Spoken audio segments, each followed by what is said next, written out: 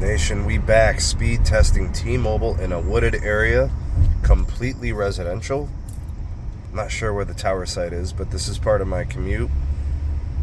And it's not easy to get a good signal here, so let's go ahead and test the T-Mobile 5G network. Got your N41 connected right now. Looks like a weak signal, but we are connected, so that's cool. And it actually looks like we might be moving closer to the cell site, which is good. So the signal should improve, thus the throughput should improve. Looks good, actually. So this is the reason why I want to do this video. Is it's very common on my commute to hit parts of coverage gaps, you know, on the road, parts of cities. You know, I drive through a few towns, and the signal just gets weak. So it's holding up pretty nicely. 196 down and about 10 or 11 megabits up. Ping timers look good. Jitter looks good. I like what I'm seeing. Let's go ahead and run a second test. Again, this is just one segment, one component of my commute to work, and it's this is the tough part. Right, this is where things can get a little sketchy. You know, I do some twists and turns as I go through, you know, a couple of different smaller suburbs of Cleveland. And the time of the day is not really relevant. It's early in the morning. So we're looking to see if we've got a usable connection as we go through all these little parts. And you guys will see it is completely residential. You know, you're not going to have a bunch of macros littered all over the place. There's no small cells here for T-Mobile in this part of town.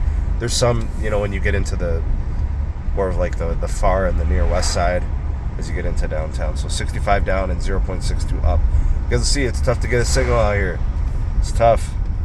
So right there, you guys will see, you know, 65 down and 0.6 up, telling you we're probably on the edge of even just the N71 piece, right? The low band. All right, so, hey, perfectly fine with me. We're in a tough spot here. It's not easy to get a good signal. I think we are getting closer to the cell site as we dip and dodge through these little nooks and crannies of these neighborhoods. But I'll tell you what, whenever I use T-Mobile on my commutes, it holds up just fine. It holds up perfect for what I need to do with it. I will tell you guys the truth, I don't use T-Mobile as my primary. I use it as a supplement to all my connections. So it's basically just data. You know, I run speed tests obviously for the channel. I also do some music and some video, and it works just fine. I find trouble with calling. I find trouble with video calls. 187 down and 3 up.